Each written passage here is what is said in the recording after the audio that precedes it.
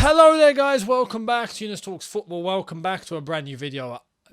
You're not doing well. If you're a Chelsea fan, you're not doing well. If you're a Leeds fan, congratulations to you. 21 years later, Leeds have finally beaten Chelsea in a Premier League game at Elland Road. Happy days, congrats, enjoy the night, have fun, you deserve it. No questions asked. Enjoy yourselves.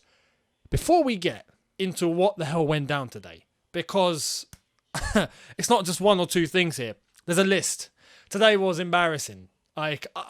Today was not just a humbling. It was I want to say a decapitation, borderline. And some might say, you're exaggerating. No. 3-0 away at Leeds in that manner.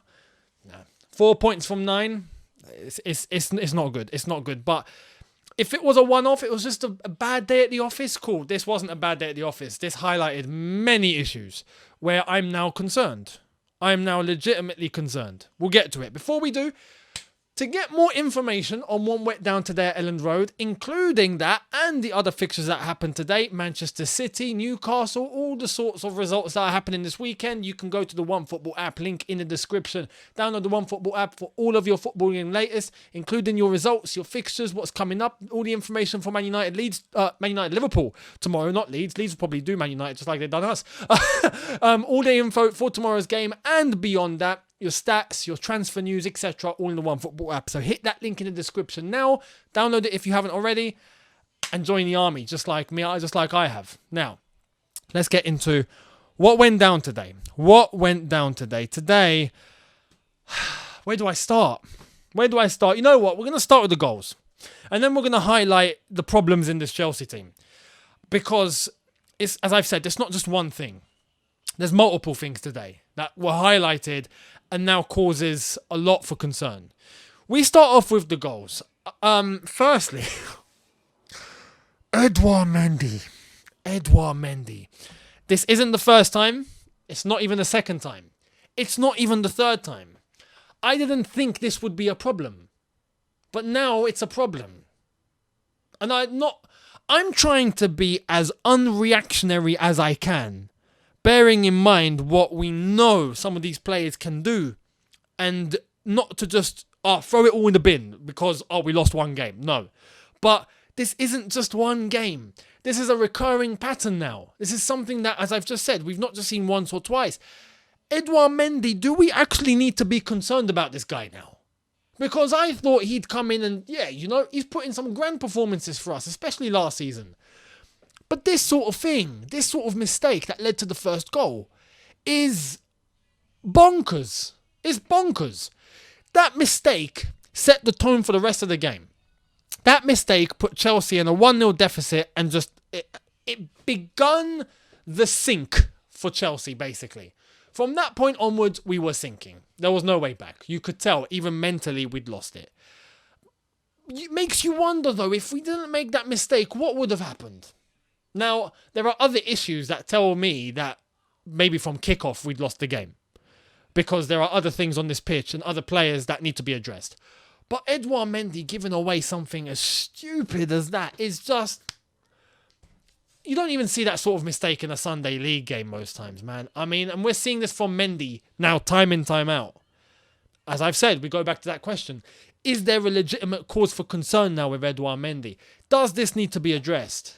Because this has happened too many times with him now. I never thought I'd be saying these words. If anything, we all wanted Kepa to go and get some game time. We didn't think we'd need a goalkeeper. Edouard Mendy was handpicked by Czech. He'd put in some great performances last season, as I've said. But these stupid solo mistakes that are costing goals, this is like the 4th or 5th time that I think I've seen it. What's going on? Absolute insanity. The second goal. Great ball in. But my God, Reece James, man. Rodrigo is 5'8". Someone explain how on earth he's making that header. It reminds me of AJ last night with Usyk. You could see the reach, the strength, everything was AJ overpowering Usyk, but Usyk just... Technical ability. You weren't catching him and he was catching you. Rodrigo done that to Reece James today. Literally. The way that you could, and you know what? It's not just Reece, because no one picked up Rodrigo in the build-up to that. As the ball was about to come in, you could see Rodrigo just in front of the D, or about on the D, roughly there. And there was about 4 or 5 men, not one picked him up. And Reece James was one of them, but Reece James was the man that could have finished it all off. Because Rodrigo went in between and ended up next to Reece James, and Reece James didn't read it. Just like no one else read it, but Reece James was the closest man to deal with it, and he failed.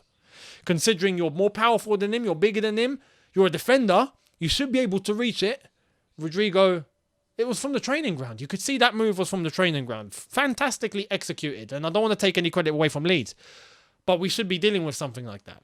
Or at least putting ourselves in a position to deal with something like that. No one was reading it. It's like everyone went asleep. Ridiculous. And we move on from that. And the third goal is just a defensive shambles. And for the third goal, weirdly enough, despite the defenders being as outplaced as they were, or not just that, I think even mentally everyone had checked out. But Mason Mount had the ability to deal with that, because he was the one that had left enough space in midfield, and he was the one that tracked into the box to provide himself as another defensive option, and he was the closest man to have dealt with that, and he didn't. Again, it's like everyone is on the same plate here. No one wants to take responsibility. Everyone's mentally checked out. No one wants to bother. And we just allow Leeds to go in with a very simple move, bish, bash, bosh. Those 3 goals were insane. Now, I have to say Leeds, in terms of their press, in terms of the energy, in terms of their will, beautiful. In terms of the way that they were pressing us hard from minute 1 was actually outrageous. But they showed that desire from the very get-go, and we didn't. Even though at the start of the game we had more of the ball, but it meant nothing. And this is why I've hated this since Arsenal used to do it years ago. I remember back in the day where we used to get those 1-0s and we used to be a counter-attacking team. And Arsenal used to be praised for the way that they used to play sexy football. But they used to lose. And they'd get praised, but they moved the ball so well. I don't care. I don't care. Possession does not win you games. I do not care about keeping the ball. I care about scoring. And if it means that we have to defend and win 1-0, I will do that. I don't care. Now, that's just me. Maybe you have a different opinion, and I respect that, because everyone's idea of football can be completely different. Some people actually want to go and watch their team play expansive, beautiful, progressive football, right? And we want to win that way. And that's asking for the perfect thing. But sometimes perfection doesn't exist, yeah? Sometimes you can't get perfection. And sometimes you got to do what you got to do to win. And if it means changing up, it means changing up.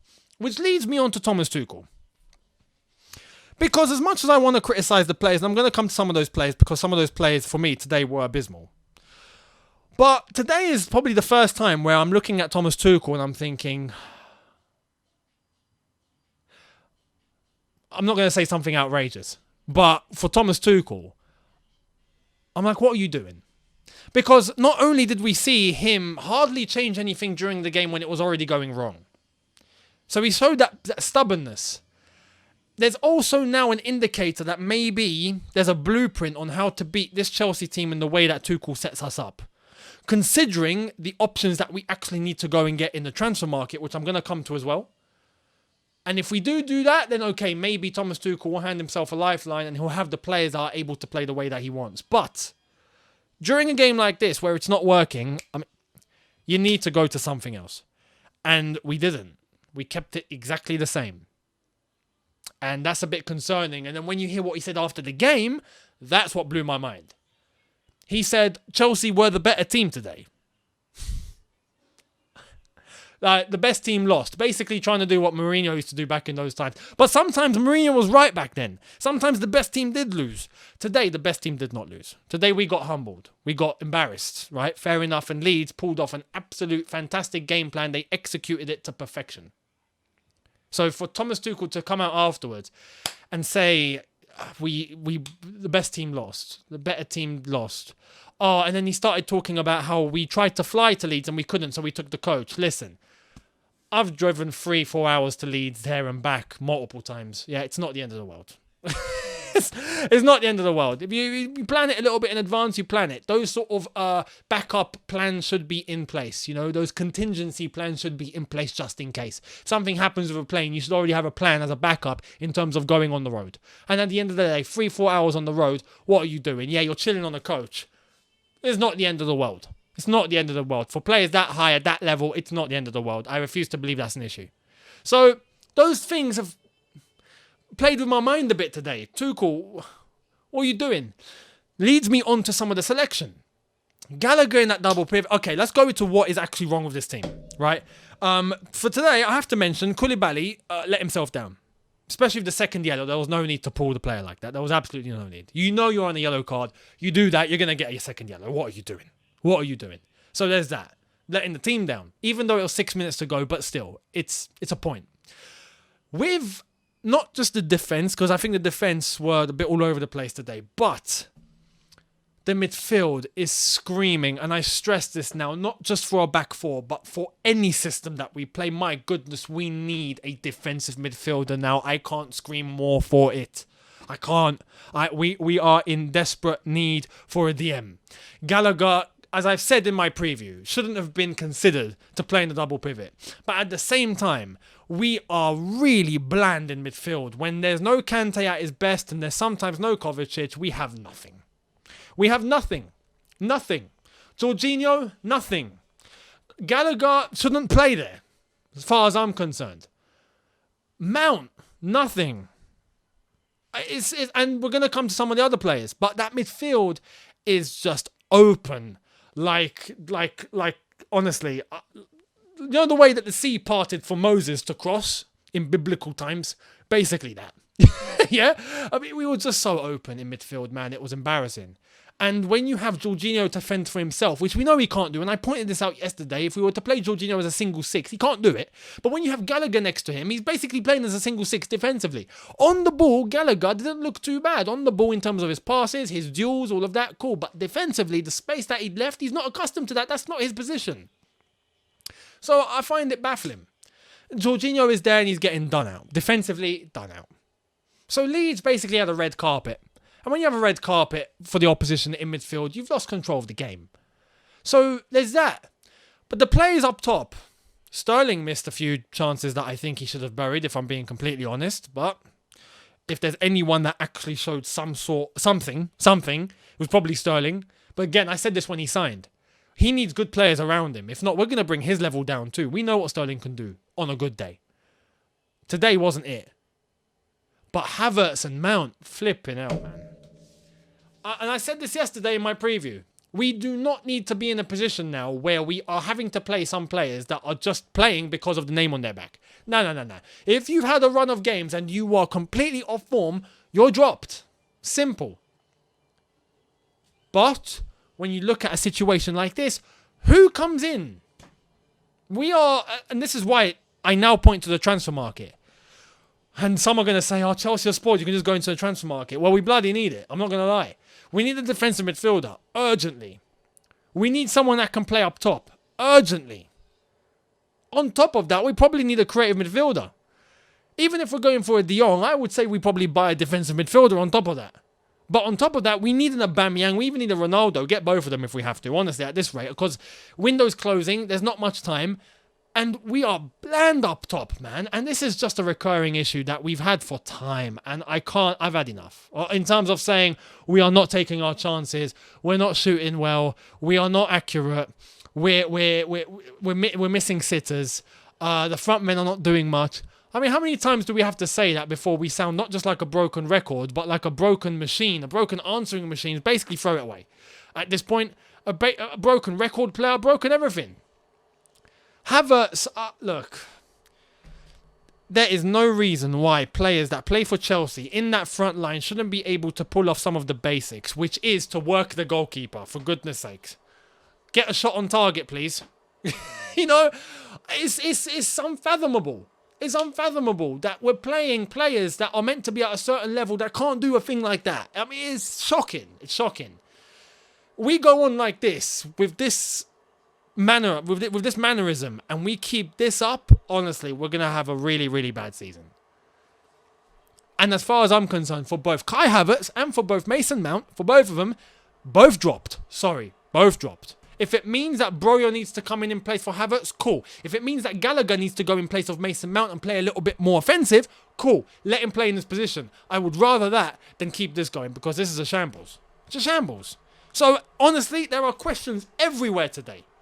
There's questions in terms of the defense. There's questions in terms of the midfield. There's questions in terms of the attack. There's questions in terms of Tuchel. There's questions in terms of what we're going to do in the transfer window, what we actually need. There's questions in terms of the mentality. Everything today was exposed. Everything. So I honestly, I don't know what to say anymore. Today was poor. Poor. Not just poor, poor.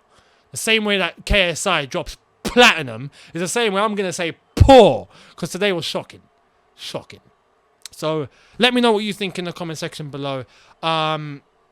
We urge, do we need a Fofana? We need Fofana. Do we need a De Jong? Yes, please. Would I add a DM onto that? Yes. Who is that going to be? Don't know. Do we need an Aubameyang? Yes, please. Do we need a Ronaldo on top of that? Probably, yeah.